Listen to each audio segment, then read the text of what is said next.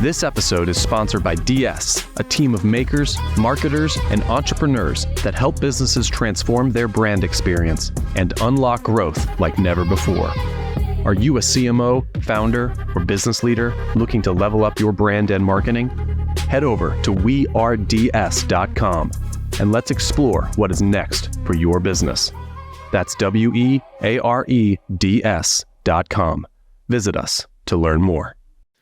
Hey, what's going on, entrepreneurs? This is Robert Roach, executive producer for Forward Obsessed. And if you are building businesses, you know that you never have enough resources to get everything done that you need to get done for your new business. All right, and that's why we're proud to say that one of our sponsors is Das Good. That's DAAS Good.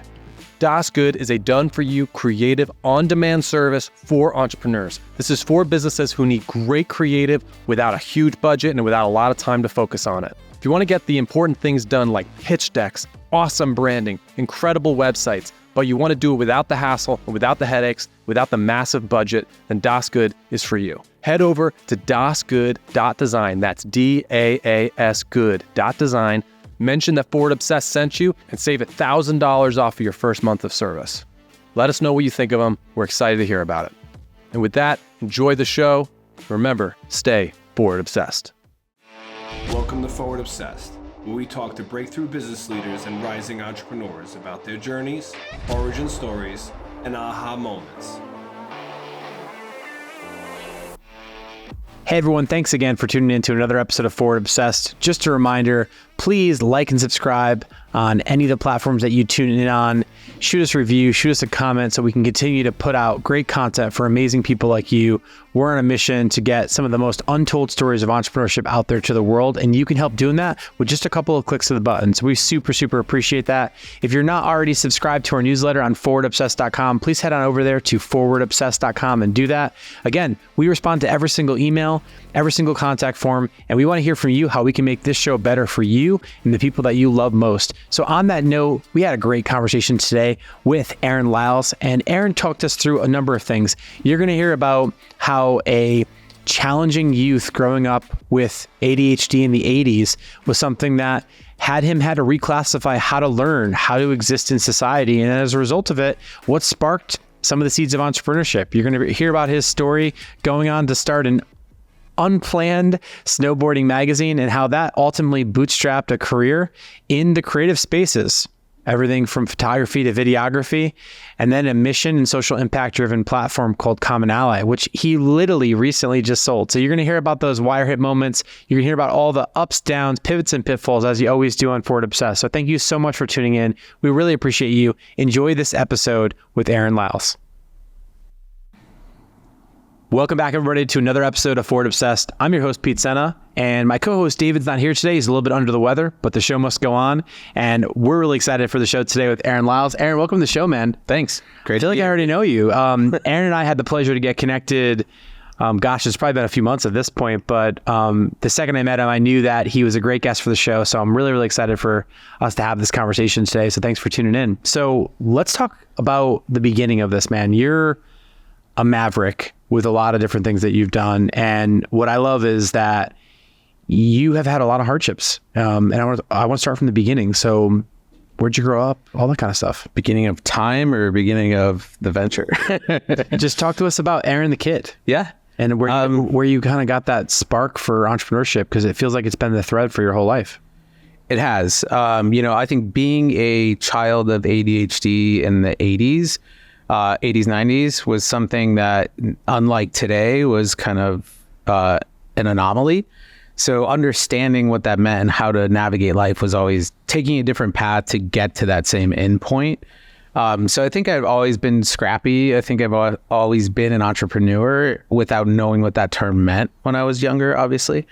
So the hardships were struggling through school, not being a good student, getting into trouble. And it was really based out of frustration of not understanding the context of why am I learning? Why am I having conflict with teachers? And why am I not digesting this material? It was frustrating as a little kid. And that outlet would always be rage, right? Or something inappropriate.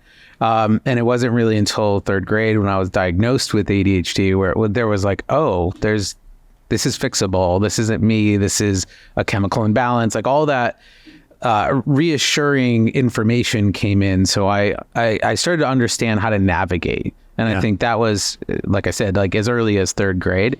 It's funny how you say, like, I want to unpack that for a sec, because like, even now to this day, with all the knowledge you have, with all the wisdom you have, you still use the word fixable, right? So fixable to me as a creative implies that something was broken. And what I would argue, as someone also with ADHD, also an 80s baby, a lot of parallels here, folks, today, is that being different doesn't mean that we're broken. Being different doesn't mean that we're less than or better than. But at that time, they kind of did, right? It's like they said, you have a learning disability. You are, that word in itself has a lot of weight. So I want to just understand a little bit in terms of your upbringing. So what did your parents do? And maybe just give us a sense of that. And did either of them have ADHD or some awareness to what you were going through? Yeah. And thanks for pulling that out, because I think that is important. I think that at the time it felt that you were a broken child and you need to be fixed. I don't feel that now. But that was definitely something I remember, in a very visceral way, what that was like as a young kid to feel like that.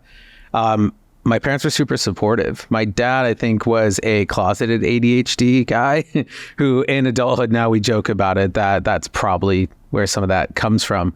My mom was actually in the school system as a librarian, as a teacher, as a counselor, in some of the same schools I was in. So it was very helpful, very helpful. And she was my champion. She was definitely the person who was like, I got you no matter what, you're going to do this. Like the one who made me believe that I can believe. Awesome. So support system was always there. I think it was more the lack of the toolkit, not really understanding what it was that we were dealing with. So the support system was there. And I think as I was diagnosed and there was medication, there was, 504 plan, which I'm sure you're probably familiar with too, like untimed tests, things like that, where it's like, oh, okay, I got this, I have support, I can now move along. So I don't know if that answers your question, but yeah. A little bit. So what I'm hearing is mom was an educator. She was in the school system and around education. What did dad do?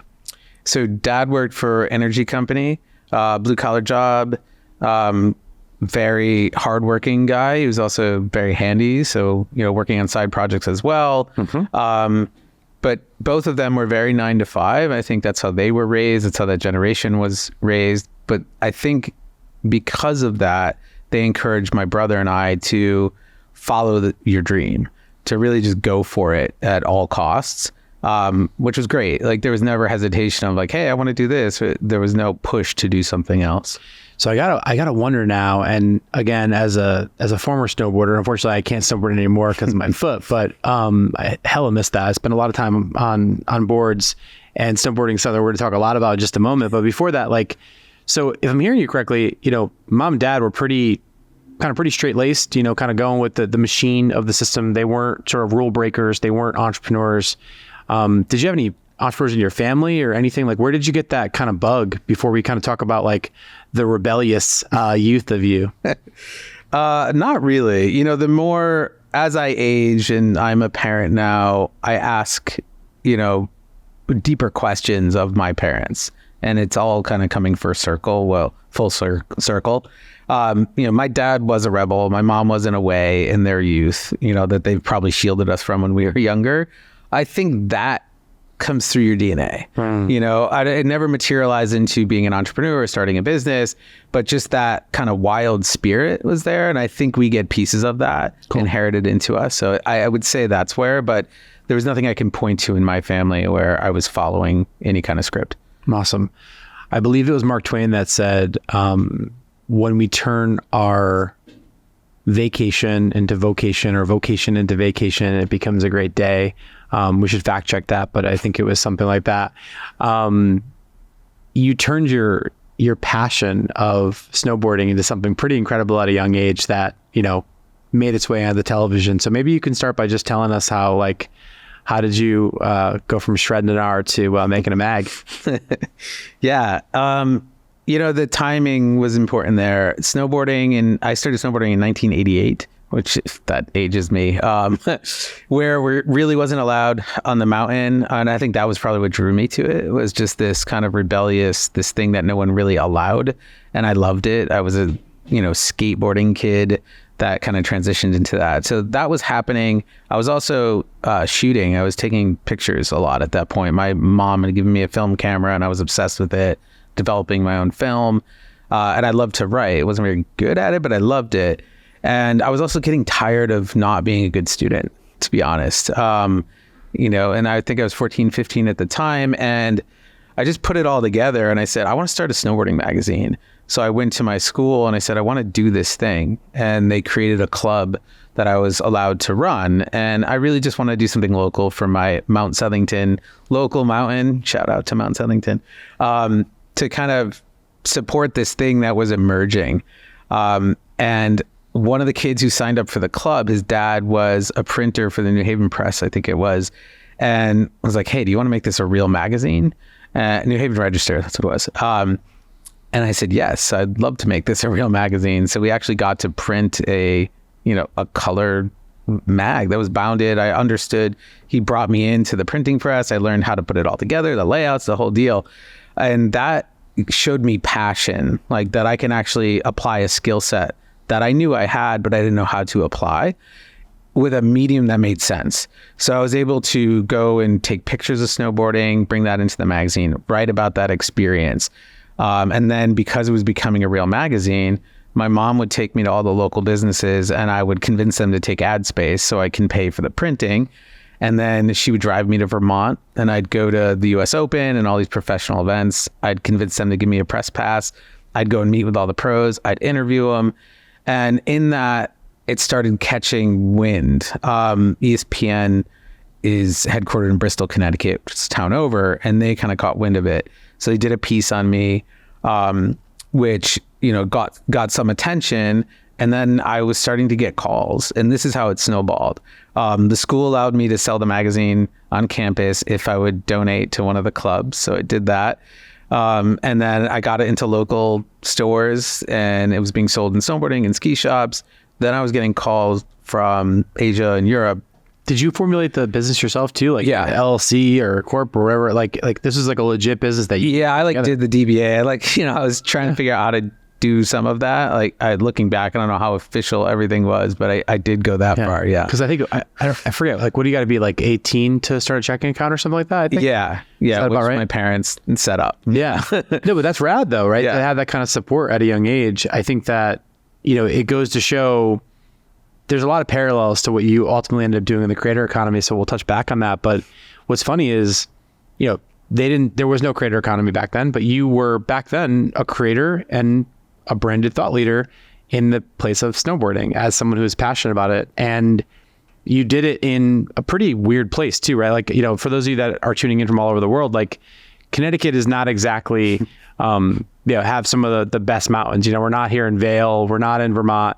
But you started this thing in a tiny little Connecticut mountain. So it goes to show that branding and creative and storytelling can give you a much bigger presence if you tune into that, right? So, yeah. Am I hearing that correctly? Yeah. And there's something to that too. I think the smaller market, it's more intimate. I think you have more eyeballs actually tuning in as opposed to more who are passively tuning in. So there was, it's a localized economy there that was really helpful for, again, building the relationships from all the local businesses that I needed to partner with, working with my school, getting all those things started. And then of course, ESPN added fuel to the fire. But yeah, so at that point I started helping companies with their manufacturing by just consulting essentially. Wasn't really making a lot of money doing that, but it was definitely wow, I'm a part of what this is, what this culture is. And that was my turning point. That's where I was people were now looking to me as doing something good and doing something productive and additive as opposed to extractive. And I carried a different responsibility. I wanted my grades to match that. I wanted people to be proud of me. I wanted to be proud of myself. I wanted to show, because there is a competitive piece to it. Sure. I wanted to show people I could do what you do. I could do it better than you do. And that fuel really changed my whole life from that point. So talk to me about how you took that fuel. So ultimately you used that presence of that brand, that magazine. It helped you get into some pretty good schools, which probably you might not have, because of the ADHD and some of your challenges as a student, you might not have got into for that. What I'd have. So let's talk about that for those that are looking to break through. Ultimately, the power of having a point of view, the the power of packaging that point of view ultimately is what led to that possibility. So I want to just have you kind of go a little bit deeper on that, because I know we've got some folks that are students or early entrepreneurs, and you managed to sort of turn a closed door into an open window. Yeah. So I think that was the time where my mom, again, always plays a role here, came in and said, hey, there's this thing called Harvard Academy of the Arts. This feels like it's right for you. And I think we might be able to get you a scholarship, based on, we didn't have a lot of money, of course. And, I think that's a good call for you. Look into it. And I did. And I was like, whoa, the writing program, acting program, dance, it was all the things I was like, this is where this resonates with me. So we looked into it. I used the magazine as part of the application process. Like, hey, I just did this thing. And they're like, holy shit, that's a big deal. And I got in and I got the scholarship, and I started. So my senior year, I went half the day to Southington High School and half the day to Greater Harvard Academy of the Arts. So I'd get picked up in the short bus during lunch. Everyone would laugh at me, and I'd get on that bus and I'd go to Harvard Academy, and that's where everything really changed. So both schools, I was now on the honor roll, and I saw a path to a creative career because I wasn't really sure what I should do. Yeah. But I had to now face the fact that most of my education was not great. And a magazine in 1 year of getting good grades wasn't really going to get me into where I wanted to go, which is Emerson College. So I figured out a different path, as I've done. And I did a year at Castleton College in Vermont, which I think is Castleton University now. And I was a student senator. I was a dean's list. I was a freshman captain of the rugby team. And there was no turning back at that point. I was like, I'm going to smash grades. I'm going to get into Emerson. I'm going to have the career I want. And from there on, I think that spirit has been alive and well. I want to pull something out for the thread for the audience here, because I think there's something really valuable here, which is this idea that sometimes in order to be seen, we have to be seen. And I think that what you clearly did was, despite not fitting the rubric or the criteria, you found a way to get yourself seen. So I think that, some people say, shoot your shot, and there's a lot of other quippy things that people say. But I think if you're tuning into this now and you're saying, I've got this thing, but I can't break through, find a different story to tell, find a different way to package it up, find your version of Aaron's magazine as something we can do there. So what do you think about that? I think you're 100% right. Awesome. That's very accurate. So now writing was something, and I'd have to imagine, as someone myself, I always say, and some of the best say, that writing is thoughts clarified, right? Mm-hmm. And it's a bit of a tough process. As someone with a very overactive mind and that has, had ADHD and is neurodivergent, when you got to Emerson and you sort of dug into writing and literature, which my notes say was your background there, how did writing help you discover yourself? How did writing help you to further footprint your place in the world? Yeah, I think you put it really well. Writing allows you the room to actually get the thoughts out as you feel them, as opposed to in conversation, it's kind of in the moment. It may not actually hit the mark of what you're trying to get out. And writing always allowed me a way to go yard on something that I was passionate about that conversations don't always allow. So that's what always drew me to it. I was able to story tell. I was able to explain and describe and create a visual piece to something that was, otherwise just audible. So that was the writing thing for me. And yeah, I was a writing lit and publishing major at Emerson. So coming out of school, again, the bug for entrepreneurship hits you and you start a photography business, right? So of all the businesses that you could have started, I'm a little bit surprised that it was a photography business. And I'll tell you why, right? You studied writing, though you're a bit of a polymath clearly, but you studied writing, but you had this deep passion for snowboarding. You're getting calls from Asia and all over the world. Why not do something more in the, at the time, burgeoning extreme sports category versus starting a photo business? Yeah. And I think, I don't believe in regrets, but I look back to things and I almost a playful way of what would have happened if I took that path. There was an open door for, forget college. Let's keep going with this thing. And I think I would have been very successful if I did that. But I also, as we just said, I was kind of on this path to prove I could be an academic. That was like, whether that was right to go down that path or not, and chase that, I don't know. But to me, I needed to prove it to myself, because up until my senior year of high school, I was always told that you weren't, right? So I think there was a little bit of that happening. Plus, at that time, if you didn't go to college, that was seen as a failure as well. So there was all those forces happening instead of just giving it up and going as an entrepreneur. And I'm glad for that path. I learned a lot. College was super helpful. But it also showed me too, it wasn't necessary. I mean, there are other pathways, as I've always known. So yeah. I love that. And so what was the turning point moment for you when you look at Pixel Lab, which was your photography company, right? Where the turning point moment happens where you say, okay, it's 2011 at this point, and Pixel Lab ultimately then, does it dissolve and become Multiple Mammals? I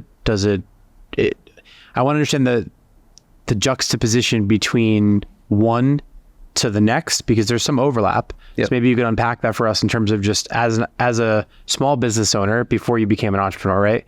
Because I think there's a distinction. What did that shift feel like? Yeah, and I want to clarify too, and not to go into it too deep, but there was like, after college, I was in acquisitions in the film industry, and from there I worked in marketing. I had some service jobs in between. There was a lot of things in between, but photography was always there as like a business. I had that skill set. I had the eye. I knew how to at least have income from it. And it really wasn't until all those other pieces kind of fell aside where it was like, why is this just not my business, right? And so I partnered up with a childhood friend, John Smedley, and we started Pixel Lab together. We'd been shooting since high school together. We had shared networks, we had some potential clients, and we kind of put it together. And then with the help of Jan Claire, a mentor of mine, a dear friend, and someone who's a titan in the hotel industry, she saw some of my photos when I was in Sri Lanka shooting, and she's like, I want you to shoot my hotels. And that was like taking a risk, right? Because I wasn't a hotel photographer. Hospitality has a certain, approach that I needed to learn really quickly how to transfer a more raw skill into one that was very professional. And that kind of formed the business overnight, where we were now shooting for a hotel brand with multiple properties. Wow. And that kicked off a whole different line of work for us, which then led to Pixel Lab being a substantial hospitality photography business. I want to go deeper on that, if I could, where I have a lot of friends who are photographers. And some of them are very, very clearly artists first, business people second. Some of them are clearly business people first, artists second.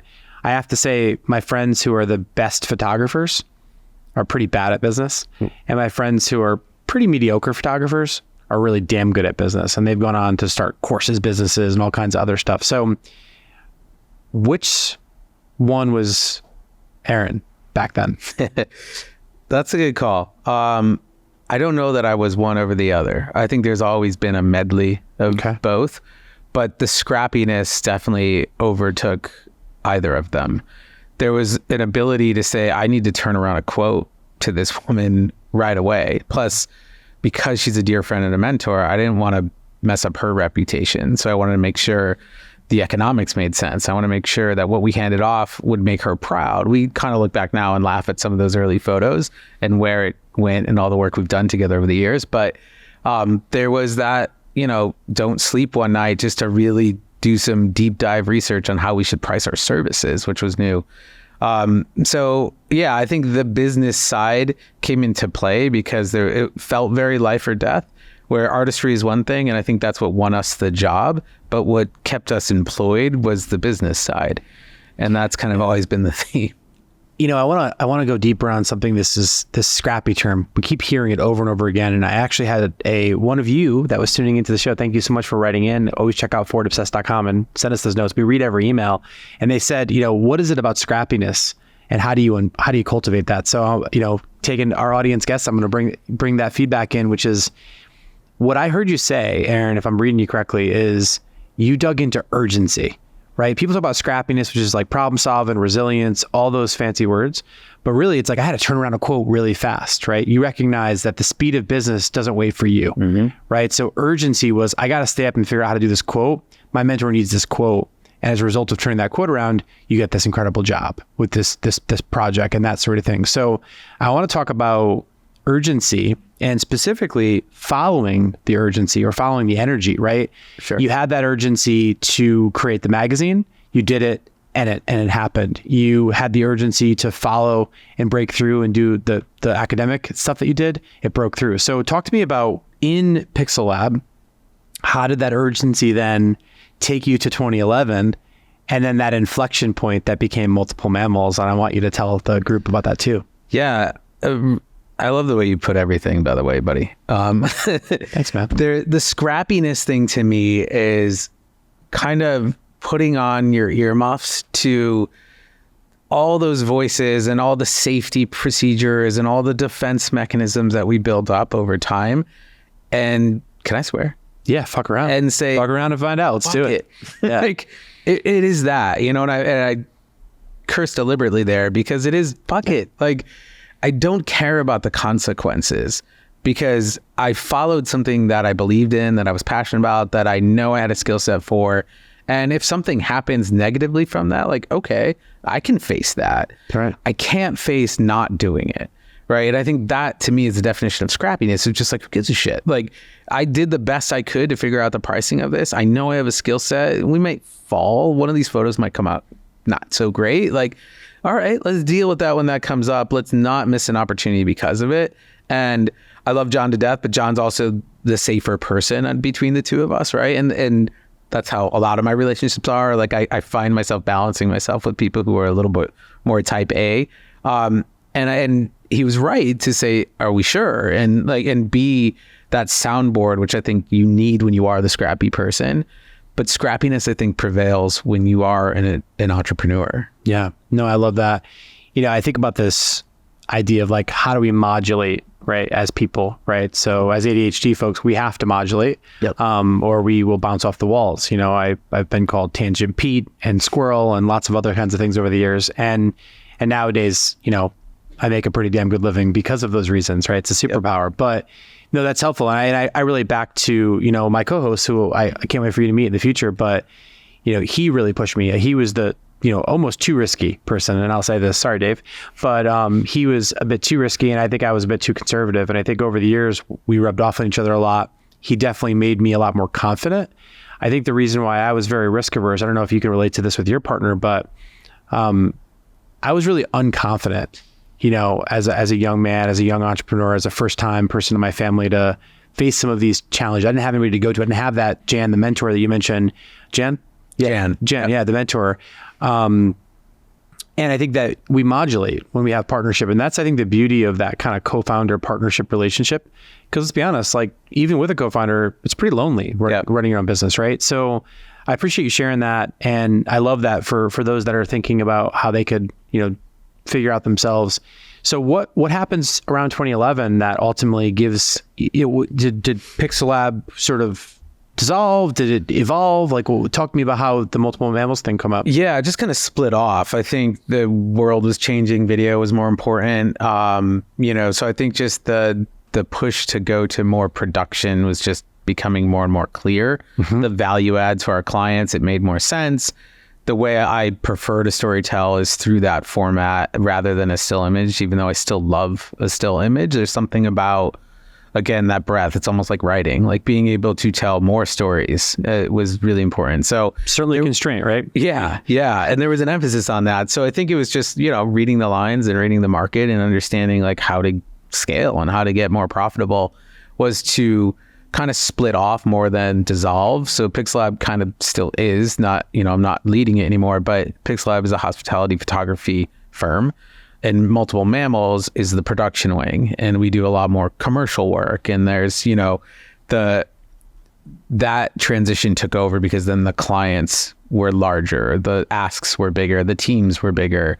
So that was kind of the transition of that. I got to ask a selfish question because I know a few of the listeners here and also a few colleagues of mine are photographers by trade in a world that's video first. So what's some sage wisdom you can give to a gifted photographer today on how they can pivot into the world of video? You know, where do they start? What are some great resources that they can plug into? Because let's be honest, you're a writer, so telling epic stories probably comes a little bit easier to you than someone who's just an incredible, talented photographer. How does one make the leap from photo to video if they come from that photo discipline? And then I want to come back around to Multiple Mammals in just a moment. Yeah. And just as like a side note, like I want to spend as much time as I can on CommonAlly. Yeah. Too. Yeah. But yeah, so I think for me, like that transition and what I needed again was like a helping hand more than a skill set. So it was getting the opportunity to direct some pieces first. I had a friend of mine who runs Static Joe, which is a post-production house out of San Diego.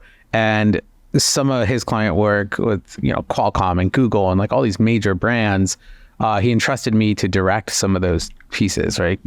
So that was my kind of foray as well. So I was doing that work in my own capacity, which then gave me the ability to kind of transition mammals. All that was kind of happening around the same time. But for me, it was really the video piece was kind of forget. I think people get into that gearhead mentality and everyone's worried about what you're shooting on and like all the technicalities of video where for me is like, can you tell a story? Can you be a storyteller? I don't care what you shoot on. I don't care if it's your phone, if it's a Canon, if it's a Red. Can you tell a good story? Do you have a good eye? Do you know how to naturally use lighting? Like, can you do that? Because you can always build skills around it. You can build teams around that. What makes a good story? Basic ingredients. Beginning, middle, end. Like, you got to give us more than that, brother. Come on. You know, for me, it's like, can you be emotive? Can you strike an emotion out of someone else? Can you create empathy through your work? Right on. And I think that last piece is the most important. Like, can you feel what I'm feeling when I shoot it? And if so, I think you've been successful. Right on. No, I love that. So let's talk about something that a lot of entrepreneurs that have been on this show and been really successful have plugged into. We call it the riches are in the niches. So when I think about entrepreneurs, I always say your story is your strategy. So Multiple Mammals, by and large, the way that you designed it, the business model itself, the story around the name, and then ultimately what you niche down to specifically in food, I believe was one of the catalysts to your success in a lot of ways. So can you start from what was the model, what inspired the name, and then ultimately how did food become the thing that was the catalyst? Yeah, great question. So Multiple Mammals it came to be, I was with Bryden Jarris, a friend of mine who was the executive creative director at Headspace and then at Plenty and a million other. He had a big agency career as well. And we were driving from Denver Airport to Laramie, Wyoming to go shoot a project for Plenty. And he's an animal. He's kind of like me, but on steroids, like not real steroids, but just he's insane. And he's kind of like, I don't know. You need to get out of the branding that you're thinking. And like, we were kind of like mulling over like what to call this thing and this transition. And he was like, he's very like manic when he talks, which makes it better. And he's like, mammals, some of the mammals. So you guys are a bunch of mammals. And he like went on this whole like Hunter S. Thompson type tirade. And I was like, I really like that. I like Multiple Mammals. And I was building a creative collective rather than an agency. Like I wanted to... What's the difference? So for me, it's more of like a co-op where my crews get paid their rates, but they also have a piece of the business. They also have stakes. So, you know, they go out and get their own work. That's fine. But when they work a mammals project, like they're a mammal. And what ended up happening is building that culture. They would actually come to us first before even getting their own work, right? And so we built up this reliability and this loyalty to one another where work was always top notch. You were always cared for by your peers and you always knew who was next to you when you showed up to a set. So for me, building a collective was really important, especially because agency work just felt so restrictive and extractive. And, you know, there were so many people. It's funny, like you probably know this well, in this creative, like awesome imagination land, everyone's like curmudgeons. because they're like, I got to do this and that. And it's like, what the are you talking about? Like, you're working in the most fun field on earth. How is this not fun? And I refuse to have that in my life. So that's why I chose to make it a collective as opposed to an agency. I love that. I have a hot take on this as someone who built an agency as one of my first companies. I think what it comes down to is skin in the game. When you're part of a collective, when you have to hunt for your own work and you know what it feels like to starve, and then you have that work and you get to do that work with hungry people around inside you, it makes a huge difference. Most of the things that I think is that, the old phrase back in the day is where creatives go to die is on the brand side. That was the old joke. Yep. And I think the new joke in 2024 is where creatives go to die is in the agency model, because I think, freedom's the new flex, fractional's the new term. And I think that in a world where we're all branding ourselves as who we are and who we want to do it with, I think that gives a sense of agency in one's life. And I think the most talented and gifted people that I know now today are the ones that take agency on their career path. And I think that versus those who, are just waiting for that work to come to them, or just, approaching life as that curmudgeon thing. And I think in many cases, that's my take on it. I believe over the next couple of years that, collective is the new consciousness, in my opinion. So I love that you got there years before. And I think that's a really good segue into, ultimately you're doing this amazing food work with some of these, legendary things. And we'll definitely put links to his reel in the show notes, folks. But what happens on this journey in these manic conversations with your co-conspirators when CommonAlly pops up? Because I think that it was ultimately that journey that you were on that, some magic moments happened, as they always do in the tales of entrepreneurship on Forward Obsessed, right? Where'd CommonAlly come to play? Yeah. It wasn't such a linear path, and it wasn't necessarily like the jumps in the past where Pixelab led to Mammals. Like, this was kind of a take a sharp left. Say more. And so I think life created CommonAlly for me more so than my, deliberate drive to do something. This was, probably the seeds of it were 2016, 17, where, life was felt very polarized. At the time, I was a content producer at Stackin, a fintech company started by my buddy Scott, who he had started Woven, which turned into Uprocks that he sold to Universal, and then he started Stackin. A dear friend of mine, and I kind of partnered with him to help create this content world around fintech, around like helping millennials understand savings and investing. Love it. Was a big need, and doing it through like quippy short form content. And we ended up with 500,000 users on our SMS platform. Like, just from that, we had no website, we had no product. It was just daily texts, and which became very valuable. In doing that, world's collapsing all around us. My daughter's 2, and I'm seeing my family, not my immediate family, but people in my family break down and separate, and like politically, and for me, it was more of an injustice that it was because of disinformation and all this stuff happening where their beliefs, they were following people that weren't actually backing their belief system because of disinformation and lack of knowledge and understanding, and a million other reasons, which is a whole nother podcast. So all that is happening, and I'm realizing, once again, I have this skill set. It's being applied here, but is it creating a future I need to see for my little one now? And that, like, the dad in me kind of came to the forefront of, I have to do something bigger. So CommonAlly came to be, where I was like, we are all common allies. Like, we have a kernel of common ground, and that's a great place to start, to create empathy and to start building momentum that way, to kind of shore up some of the polarization like happening. And it became clear and clear, like, okay, I think there's something here.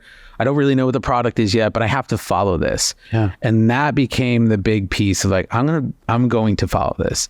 And to do that, I needed to make a huge jump.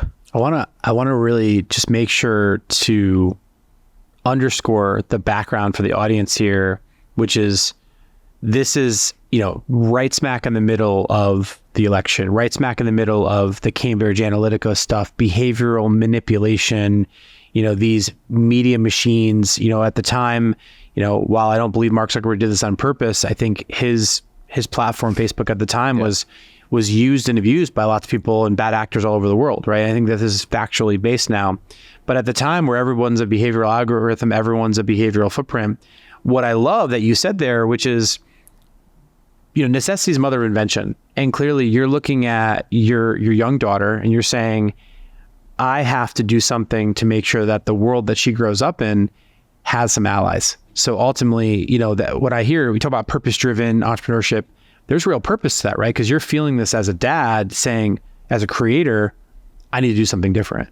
So how did that feel for you, to make that hard left turn? Because up until that point, to your earlier remarks, it sounds like there was a pretty big divergence from your path. Yeah.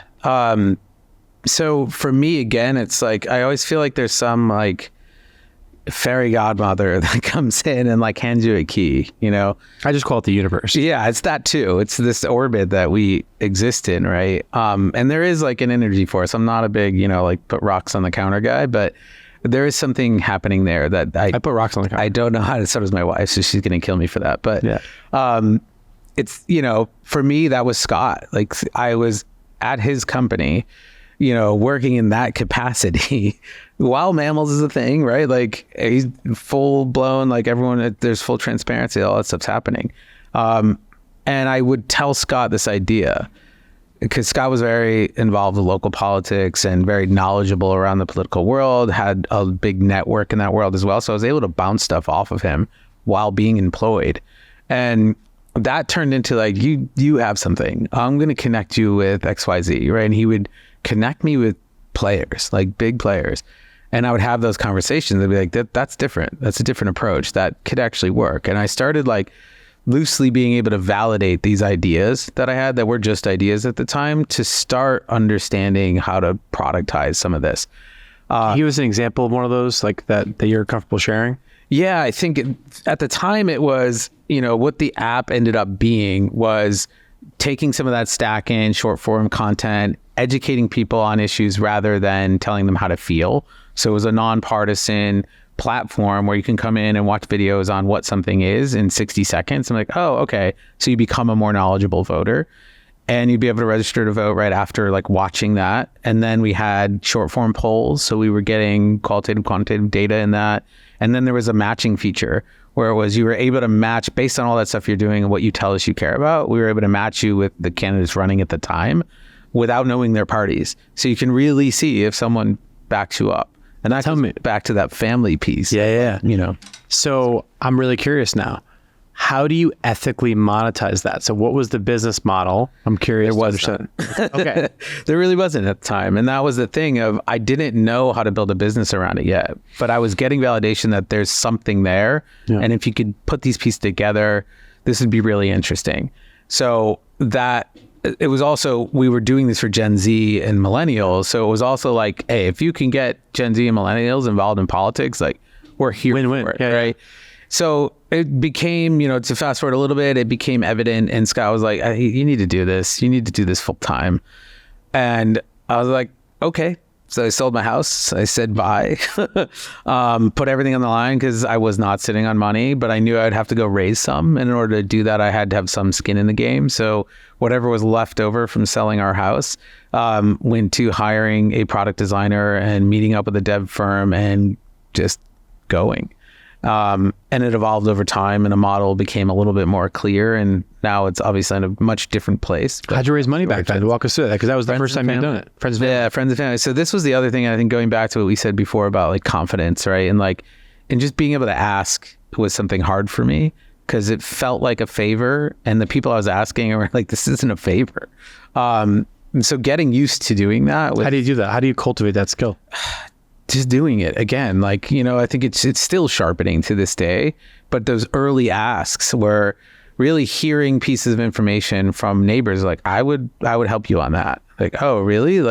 You would do that? And it was more of yeah, I want to invest in this because this is going to be something. I want to be early. So it was more of I was actually providing value and I was offering something that was an additive to their lives. And when you change your mindset to that rather than you're asking for a favor, it makes you like you're empowered, right? You feel you're in a much different position. So that gave me the confidence to then go to other people and expand my network and say, hey, I'm doing this thing. I'm just looking for 10 grand. Like, you know, and I was getting 10s and 20s to like cobble together a friends and family round to be able to hire the designer, hire the dev firm, really, you know, start the website, get the trademark, do all the things to like get something into market and test. How much did you raise altogether? So I had about, I think I raised 260 from friends and family. And then I had a cash equity deal with a dev firm and they put in about $500,000 in dev services. And that was a full featured MVP where, you know, I was able to do more than I probably would have with that. And that was Infinity Interactive, who are still on the cap table and a part of the business. But that was another one where it's like they believed in the mission and, you know, put a lot on the line, taking a risk with something that was still an idea stage to get it over the line. Awesome. And yeah, I'm just curious, really, like from a vision perspective, like how did you envision like overcoming this polarization that, you know, how did you make sure that the short form clips that you were putting there to kind of get learned with people, as you said, didn't in itself polarize? We were really conscious when we were creating the media, and I was working with academics. I was working with, you know, people in the political realm, just to make sure that what we were putting out there was factually correct and that it was just stating what something was. Like we were really, really conscious of that. It got trickier when we tried to do social, and I had like an intern team running social, and can't say that we did it perfectly, right? But we always were trying to really just unearth pain points. And that to me, like as long as that was kind of our North Star, we'd be okay, because we didn't really have official guardrails at the time on how to operate in this world. And it's always changing, right? But I think there was something to, you know, you and I probably could share something about healthcare, right? We may not be on the same side of the table on that, but okay, that's a personal story for you. I can empathize with that, and you could probably empathize with me. There's something there, right? If we could just go from that baseline of like, all right, but now I also understand how the healthcare industry works and how that could help me or hurt me. So with that knowledge, I can now make better decisions that help me. Yeah. So that's really, that became what it was. No, I love it. I mean, I always tell people you can't build a house on a broken foundation. Yeah. I think the best foundation is agreement to start from. So it's like, let's find the thing we agree on. And then from there, we can get to a place where we can respectfully disagree. But I think we start with agreement. Is that fair? Yeah, totally fair. So speaking of disagreement, you're meandering down this road, you're building, you're getting some great scale, you know, clearly this thing's taking off, you're landing some great customers and the audience is growing. And then you reach the moment that we talk about a lot on Forward Obsessed, which is what we call kind of pivots and pitfalls, right? So you ultimately with that business had a co-founder, and that ultimately didn't work out. So can you share a little bit about, you know, what led to that not working out, and just, you know, emotionally and strategically, how did you navigate through that and not have it cost you the business? Yeah, it was difficult. You know, I think there's pivots all along the way. I don't think you're doing it right if there's not. So that was something I expected. The co-founder situation was harder because he was a dear friend of mine. And I think that was the start of like being able to trust somebody in a position, being able to fill gaps I didn't have, like, you know, looking for those pieces to build the ship together, right? And also at the time I was told like, you're never going to fundraise solo. You need a co-founder. So that was kind of like drilled into my head that like I had to go find a co-founder. I don't know where they are and what it should be. So there was a little bit of a forced mechanism. There's not a grocery store for that? Like, oh yeah, I'll take two co-founders. Yeah. It felt like that. The way it was being described felt like that. Like, just go get one off the shelf, you know?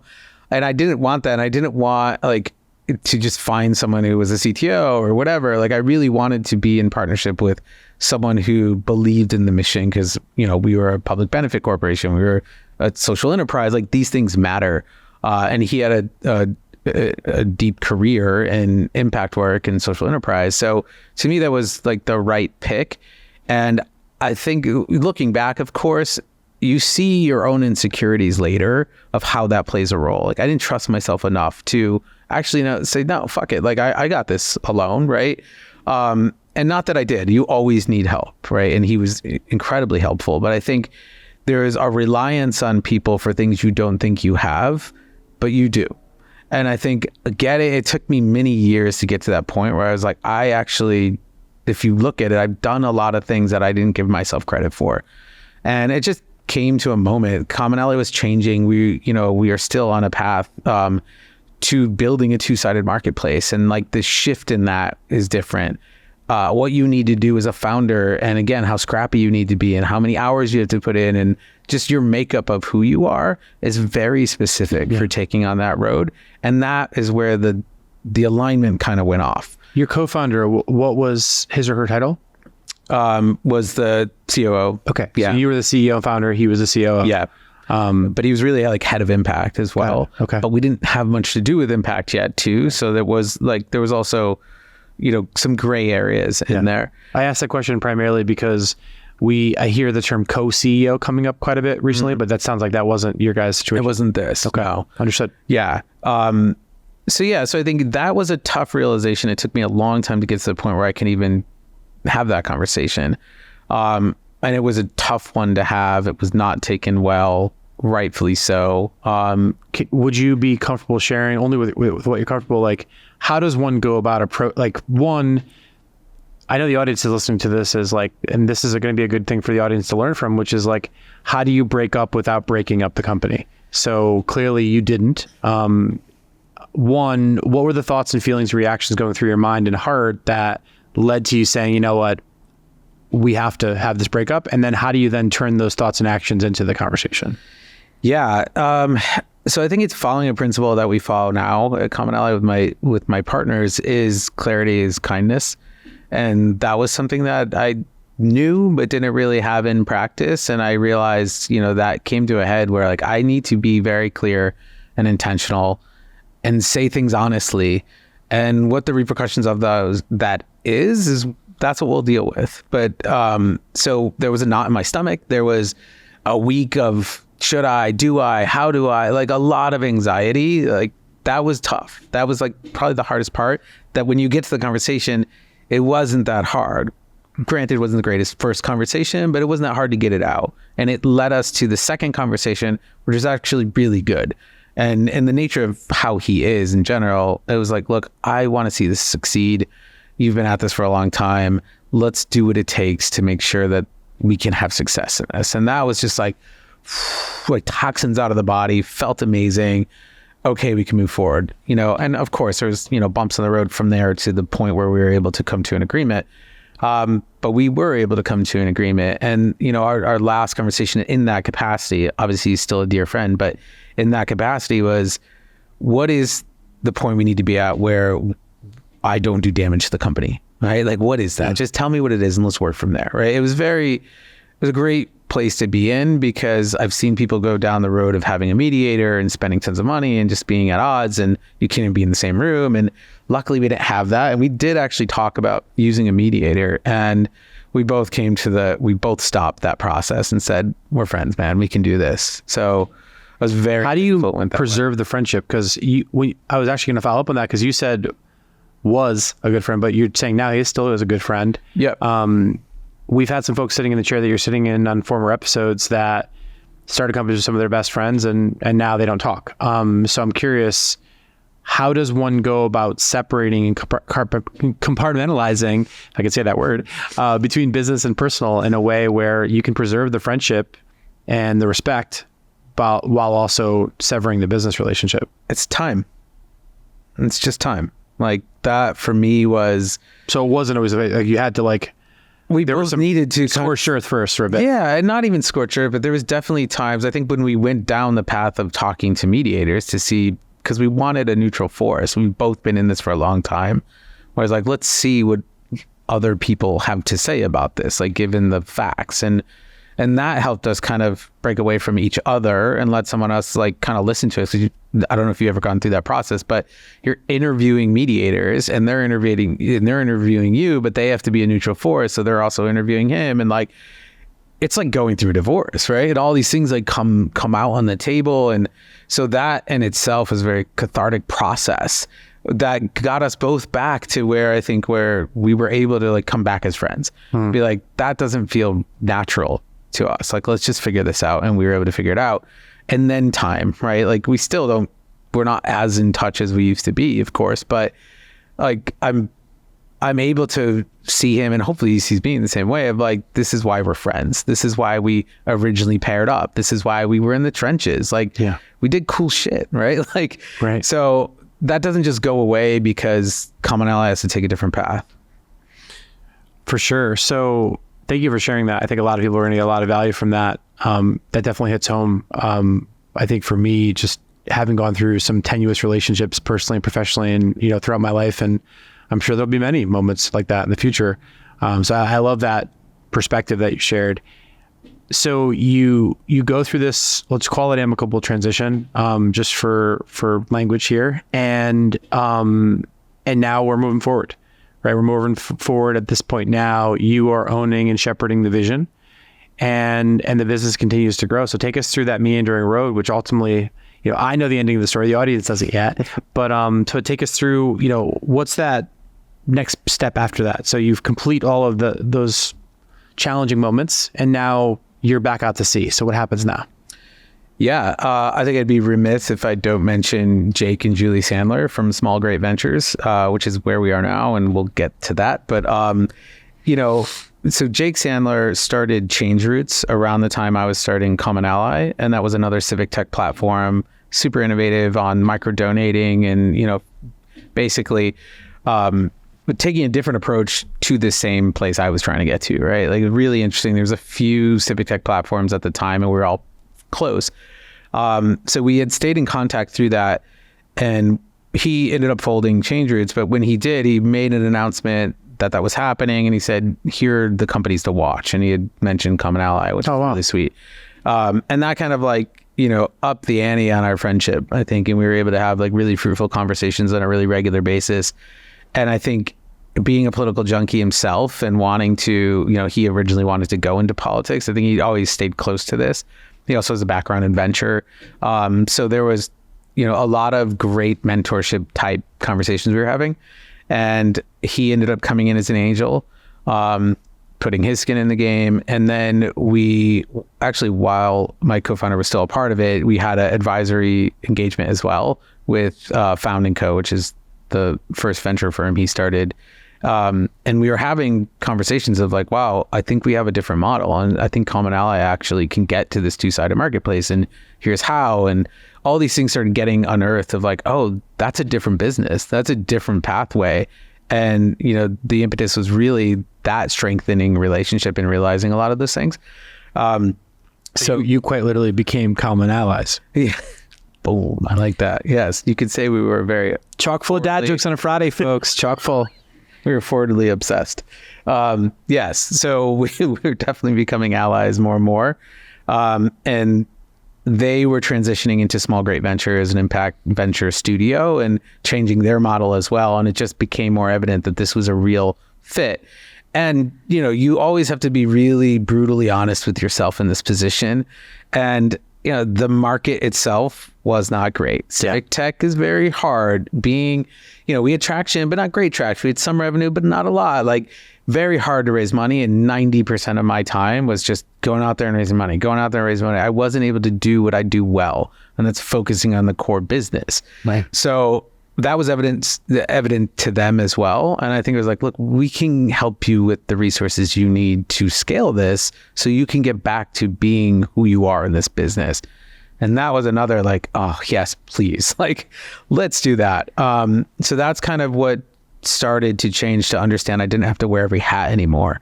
And then you can actually sharpen your tool set when you're in that position.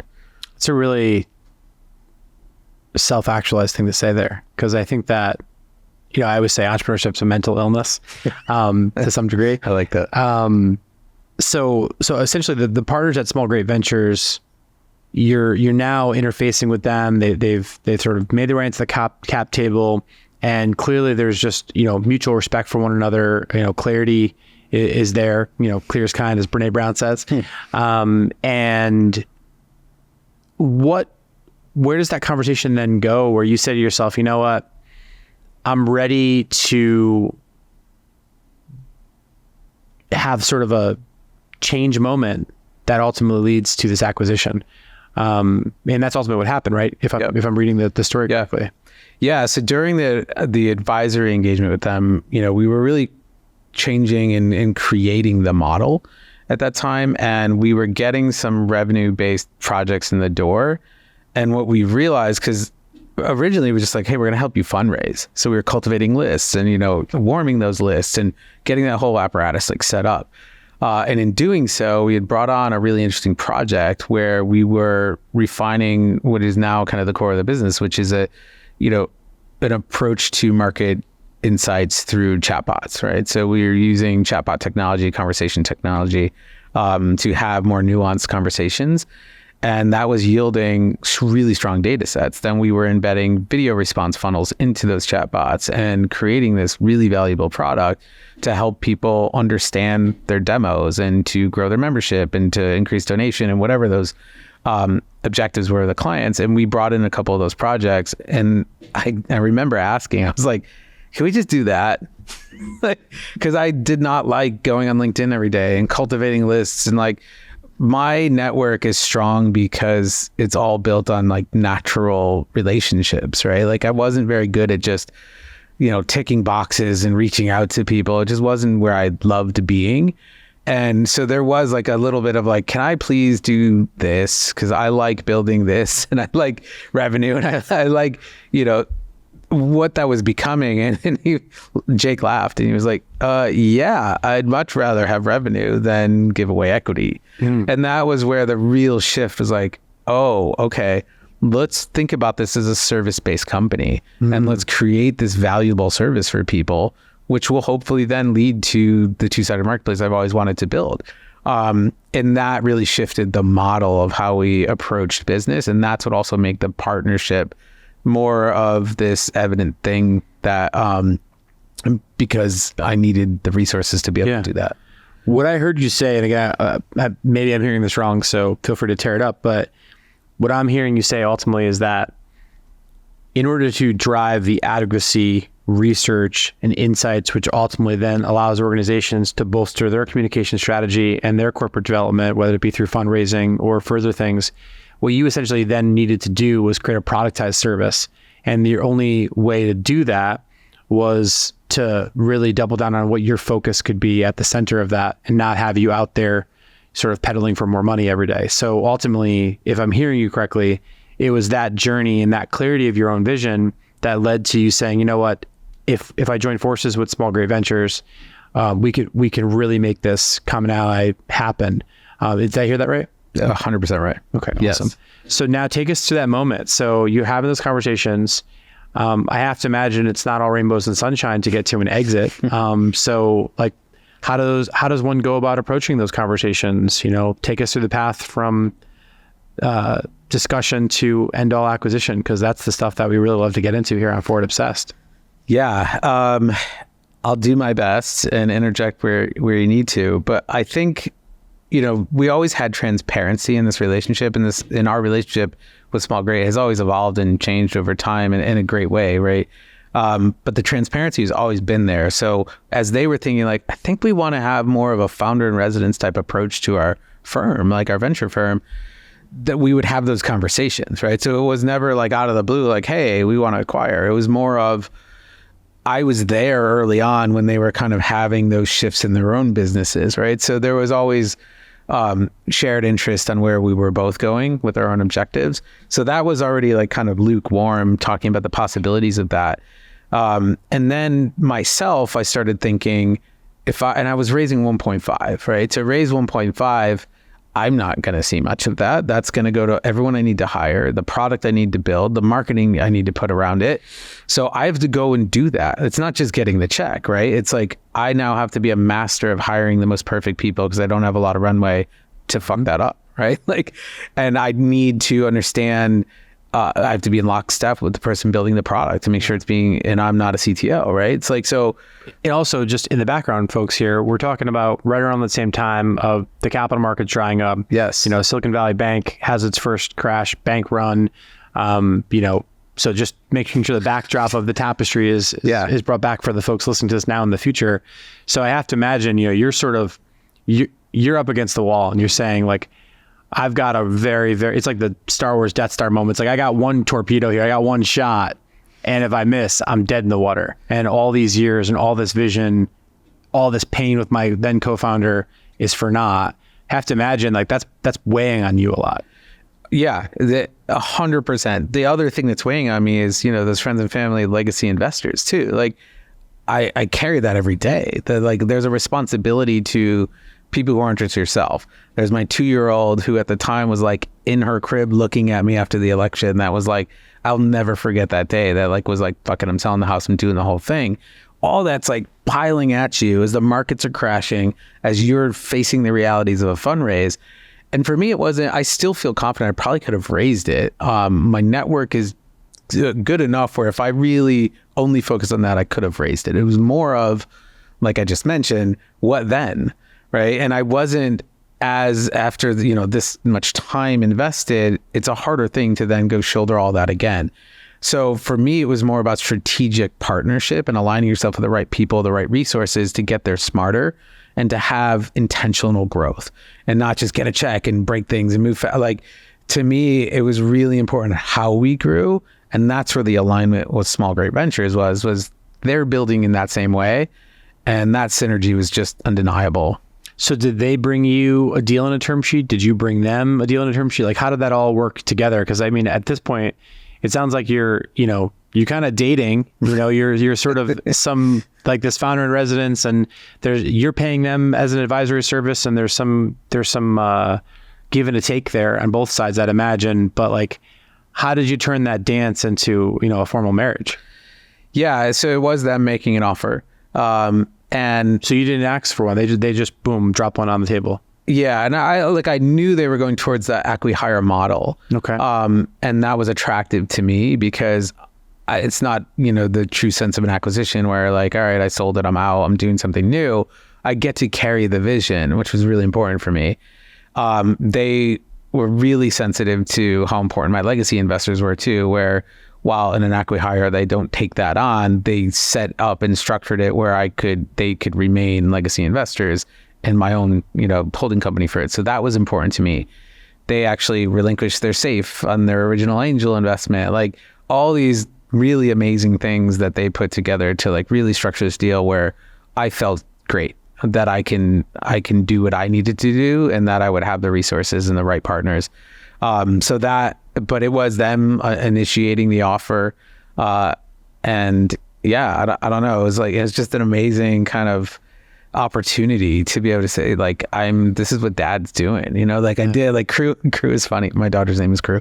She was like, what do you mean you're selling a company? Like, she was like, she's 9 now. And she's like, no, that's mine. Like, that started because of me. Like, she's very protective of it. And I explained the deal to her. She's like, okay, yeah. And I like them. We're good. So I had to run it through her. I love the fact that you're running your acquisition through your 9-year-old. That's amazing. She's way smarter than me. Listen, I'm unsurprised by that in some ways because kids are amazing. So I have to imagine perfect partnership. Clearly, they bought into the vision. This turned into, a win-win story for you. I have to imagine still going through and, once the lawyers get involved, things always get messy, right? So how did you continue to navigate that? Was that sort of as a fairly friction-free process? I know we're vulnerable in talking about pitfalls here, so I will give you some of that. It was actually fairly painless, thank God. There was a moment that I think is worth calling out because I think it's valuable to your audience is, there was a moment where I'm listening to my lawyer, right? I'm paying a lot of money to say, look, do this, structure this. Like, I'm reading everything, of course, but there's 50-page documents. There's a lot of legalese. Like, I don't understand all of it. So I'm trusting the lawyer to do right by me. But we also have a very close relationship with the people on the other side of that table. So there is some handshaking and trust and faith that have to be a part of these deals that I think that get forgotten when you get to that stage of like counsel to counsel. And I'd kind of forgotten about that a little bit because I'm hearing and what lawyers do is they give you the worst case scenario and they prepare for that instead of preparing for the more likely scenario and the one that's on the table now. And I got mixed up in that path. And there was one moment where like I had, yeah, okay, cool. And we had sent something off that didn't really pass the vibe check of how we've been communicating, because the lawyer hasn't been in those conversations. There's a disconnect in the conversation I'm having with the lawyer and the ones I'm having with the potential partners. And that kind of brought it to a head where it was pencils down. We have to rethink this. The deal almost broke. It almost broke. And it was really like, and at that point, was it lawyer to lawyer comms only, or were you still going back and forth with the? It was back and forth, and it was us who were like, again, like you have to have these tough, very real conversations if you have the right partners, and that's something that I suppressed for so long in my previous version of CommonAlly.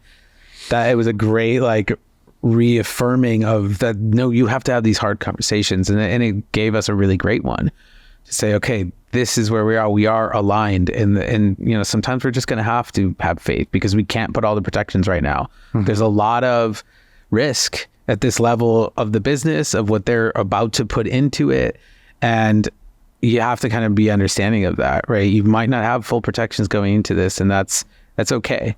And I think, and luckily, we were able to recover from that. Yeah. So you finally get. You're telling your lawyers things, they're telling their lawyers things. You finally get to that golden moment, which, if my notes suit me, was fairly recent, right? Yesterday. So yesterday was the wire hit moment. Yep. So talk me through all the highs, all the lows, everything you've been through. Where were you yesterday when that moment happened, when you had confirmation that wire had dropped? Where were you? What were you doing? And take the audience, you're a storyteller, take us into that room with you so we can feel what you felt there. Yeah, it's not going to be as glorious as it maybe should be. But so I actually flew out to DC Monday and Tuesday to be with the team we were supposed to finalize that Monday. We were waiting for a couple other things to get signed. And so unfortunately we didn't get to sign in person together as we had planned, but we had a ton of work and a lot of meetings and things to do. So we continued as if, knowing it was going to happen, but I had flown home, and then that next morning, all the other signatures came in that we needed. We signed the deal. And then later that day, yesterday, like the wire hit. It was like, that's it, right? It's really that, like, again, there's been a few points in my life where toxins leave the body and where my shoulders actually come down and I breathe. I very rarely do any of those things. So like, I know when they happen, right? I can count them on one hand. And that was one of them. I'm just like, you did it. Like, you did it again, and now it's day one again. Like it's not like I'm on a beach now. Like now I got a lot of shit to do, but I love it. And I'm where I need to be to like actually see this thing through.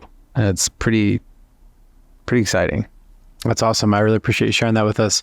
So what I'm hearing is the sigh of relief really is really recognition that the vision continues, that those who believed in you, you're able to take care of in that deal to the best of your ability, and the ride and the show goes on. So just for the audience who is not deeply understanding the now evolving vision of CommonAlly, can you just sort of give us kind of the quick elevator pitch on what it is, how we can support you, where do we go to opt into this? Because from what I've seen, it's one of the reasons why I was excited to have you on our show is I think the world needs this right now in a big way. So can you just kind of give us that elevator? Yeah. So I think CommonAlly has changed in the sense that we're not necessarily like directly tackling depolarization through content, right? Like the model has definitely evolved from there. What we are doing is building a two-sided marketplace where impact leads to revenue and where people have more agency and empowerment over their data, and their data actually becomes the driver. And that's super exciting. So just to give you like a quick like run through of how that gets phased out, like right now we are in a service-based business phase. We're going to go to tech enabled, then we're going to be tech product, and then enterprise, right? Like that is the iterative, hopeful plan, but the services are what's helping us get to the point of validating the marketplace we're trying to build. For us, data is one and the same. It is your data print. It is your footprint. It is who you are, but it's currently extracted from you. It is stripped of you. It's sold without you benefiting for that. And then people are also telling stories about you without you being a part of it. And that is really the big solve right now, because people are relying on this data too to make giant decisions that impact all our lives. And that data is skewed. There's subjectivity in it, right? There's gray areas. There's a lot of assumptions made, as opposed to, and that's happening because we're extracting the most important, most valuable piece, which are the people generating the data.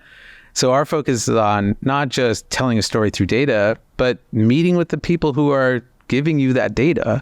And that's the bridge we're creating from, the marketplaces of B2C to B2B market, where elusive markets, young people, like people of color, like impoverished communities, like whatever those harder to find communities are, we want to hear your stories. We want to know everything about you, right? But we don't want to do it in an extractive way.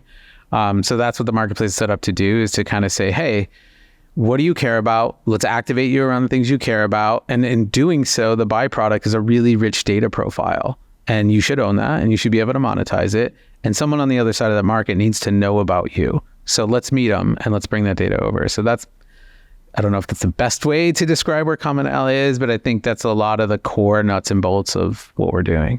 I love that. And I'm curious, just obviously you started this long before, the world has been rocked with the LLMs and the movements of the ChatGPTs and the AI stuff. AI has been all around us for 40 years, but now we're talking about it a whole lot more, right? Yep. How does AI, specifically large language models, catalyze or catastrophize the work that you're doing right now at CommonAlly? Yeah, I think the way I see AI, and we're relatively fresh to it, it will be a part of our offering as well, but AI is there to help create efficiencies, right? And to enhance what you're already working on. That's the way I see AI personally.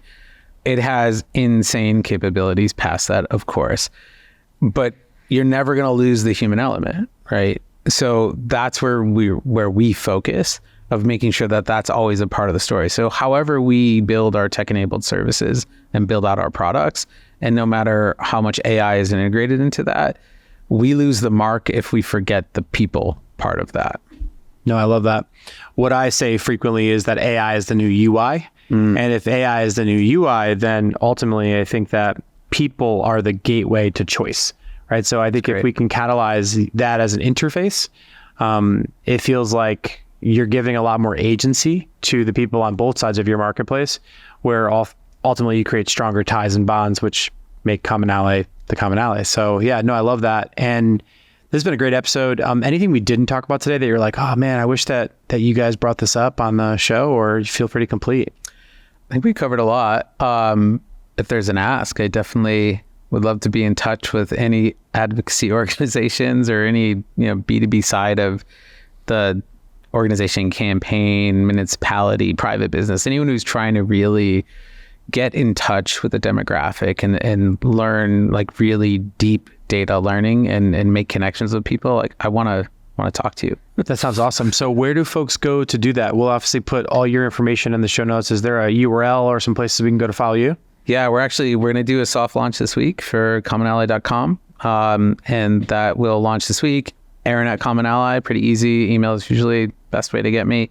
But we're going to be rolling out a bunch of, different touch points through social and everything else that comes with this launch. And yeah, by the time it airs, hopefully we're in a whole different place. Awesome. Well, folks, thank you as always for tuning in to another episode of Forward Obsessed. We'll include all of Aaron's information in the show notes. And on that's a great place for us to wrap. Stay curious and Forward Obsessed, everybody. Thank you so much. Thank you for listening to Forward Obsessed. Please share this episode, subscribe, and leave a review on your podcast app. If you have feedback or suggestions for our next guest, visit us at forwardobsessed.com. If you want to dive deeper into every interview, subscribe to our Substack at forwardobsessed.substack.com. Also, find us on Instagram or TikTok at forwardobsessed to see all the best moments from every episode. This episode was produced by Robert Roach from District Studios in New Haven, Connecticut.